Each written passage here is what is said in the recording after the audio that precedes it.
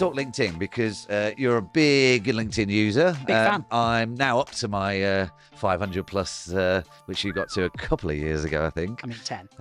Why is it good? Why do people not use it as much as other platforms? Why is it not seen as a video platform? So when LinkedIn first kind of came into being, it was very much used, and it still is very much used as a kind of virtual virtual CV. Yes. A digital CV, somewhere where you can list your work history, build out a CV stuff, and it can actually, it's quite useful. And actually, I would encourage people to keep it updated anyway.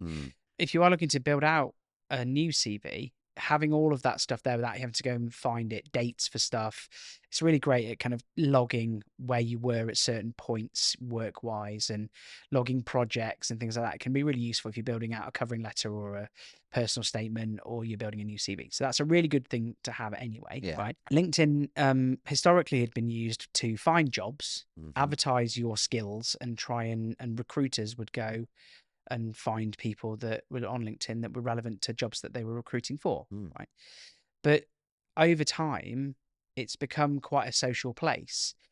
There are groups on LinkedIn, just like there are on Facebook, but they are professional groups, so businesses have groups, businesses have pages. So in exactly the same way as Facebook, you have a business page on LinkedIn as you have a business page on Facebook. And also you can have groups and go and hang out with like-minded people in a business context. So find your tribe on there. Yeah. So it's not dissimilar, but where there's been a bit of a disconnect, I think, with people with LinkedIn is they've sort of said, oh, it's only really for job hunting, recruitment, and professional, like businessy things. And it is. It's also where business people hang out. So one of the things that we say a lot of the time is a lot of businesses have these operating hours of 9 to 5, Monday to Friday. Yeah. And they're service-based businesses, and they're open. Their offices are open 9 to 5, Monday to Friday. But all of their customers pretty much are at work in the times that they're open. Yeah. And so outside of work, they're closed.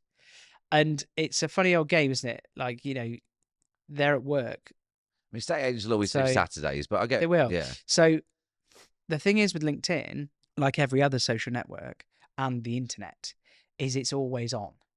Correct. It's always on, right? And just like Facebook or Instagram or whatever, there's messaging function.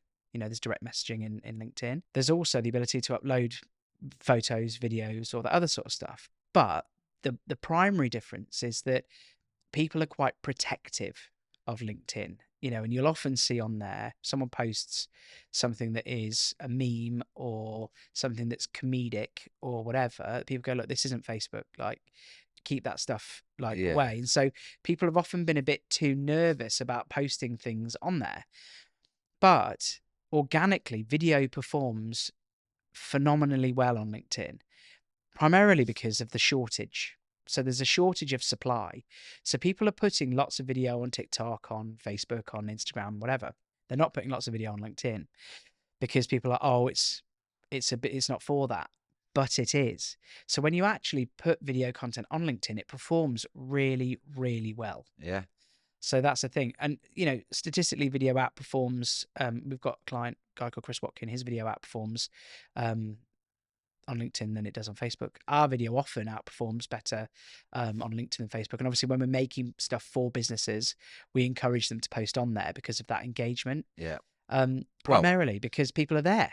Yeah. Funnily enough, you talk about stats and engagement. So in the last 12 months to date, they've seen a 23% increase in people posting sub 30-second videos. Yeah.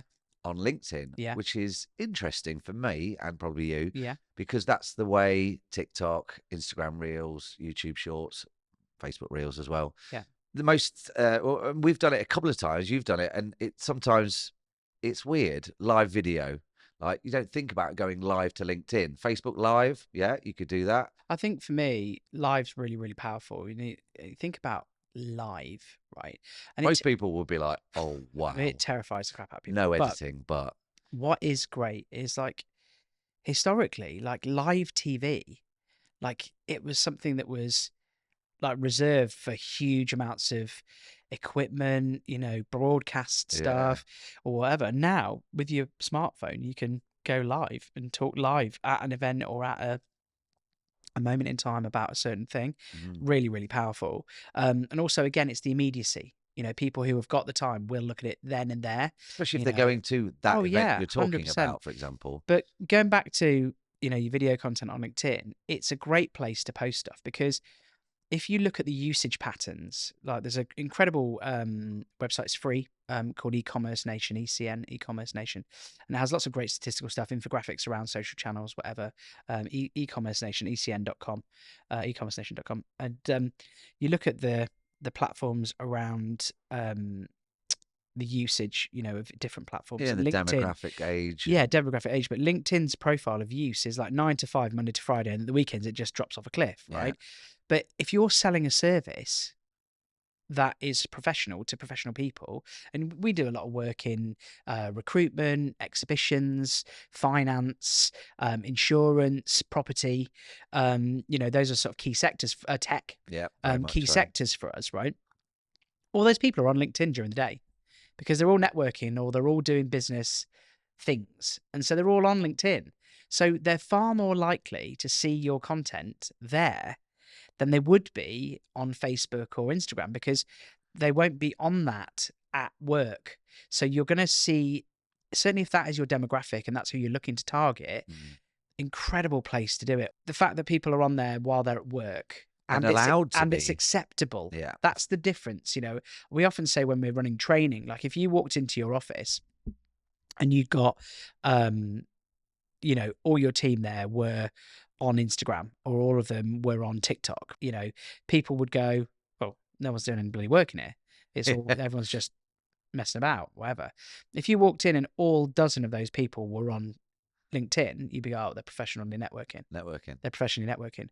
Despite the fact that it has a messaging profile, despite the fact that there are groups, despite the fact that there are news outlets on there, despite the fact that there's video content on there, the perception is different. Still business, though. Still business. Yeah, still business. So for me, the best. I mean, I use it all the time. It's my favorite. But would you, and there's a great, because I wouldn't naturally, I'd just pick another platform of way of communicating. Mine is just business interactions on there. Sometimes they spill over into, oh, well, I know you a bit better than Joe Blogs off the street because we've done work together, or I know you from a certain conference. But if I was going to get in touch with a friend, it wouldn't be on LinkedIn, even though a lot of my friends are on LinkedIn, right? Depending on the time of day.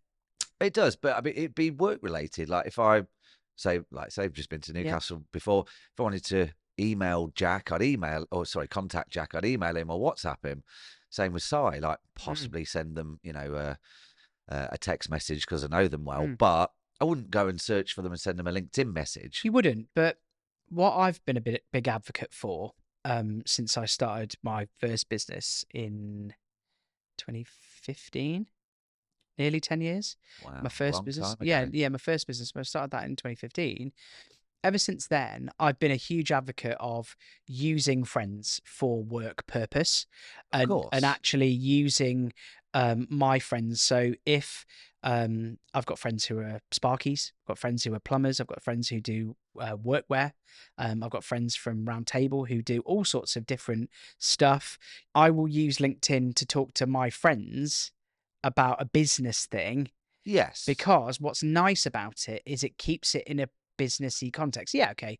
My mate Tom, I'd WhatsApp him. I wouldn't send him a message on LinkedIn or whatever.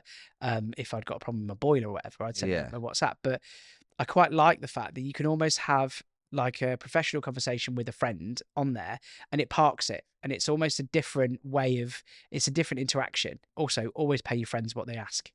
I hate that. Are you going to do as a discount? No, I wouldn't ask you to do me a discount. Just pay the proper rate. That's one of the benefits of, support your friends. Yeah, if they're in business, pay their price. Don't try and chip them on it. Yeah, I mean, listen, like if you own your own business, like that's one of the perks. Like if you've got friends, then help them out a little bit. Yeah. But yeah, if you're really truly helping a new, fresh to market business, don't hammer them on price because they're trying to make it go. Correct. Yeah. Pay them what they're asking. Okay, so top 3 takeaways. I'd say Try posting on LinkedIn. One. Try posting your video on LinkedIn and see what the organic reach Try is. creating a sub 30-second video. Yeah, definitely. Because definitely powerful engagement stats we just talked about. And also, if you are a business owner or a business leader, have a think about converting your personal profile into, to give the option for people to follow you and find out a bit more about you and your business. Yes. And also another one with LinkedIn actually being the professional platform is thought leadership pieces. Yeah, really cute. White papers, thought leadership. Maybe putting a poll out there, asking a question. I mean, we've been on LinkedIn in that specific sector of media. So now, as you probably find as well, I get asked to either create a question or comment on a question and be an expert. Yeah. LinkedIn finds you that way just because of things you've posted or talked about or engaged with.